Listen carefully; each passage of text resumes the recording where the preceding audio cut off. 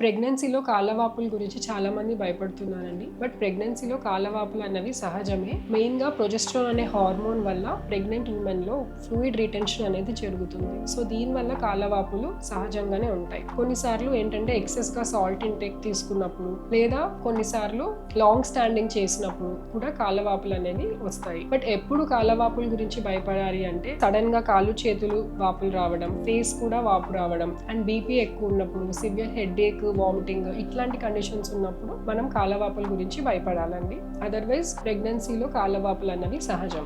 ఈ కాళ్ళవాపుని ఎలా తగ్గించుకోవాలి అంటే కాళ్ళని కొద్దిగా ఎత్తుగా పెట్టుకొని పడుకోవడం, అలాగే సాల్ట్ ఇంటేక్ని తక్కువ చేయడం అండ్ అడిక్వేట్ వాటర్ ఇంటేక్ తీసుకోవడం అండ్ లాంగ్ స్టాండింగ్ ఎక్కువగా చేయకూడదండి. సో దీనివల్ల కాళ్ళవాపులు అనేవి మనం తగ్గించుకోవచ్చు.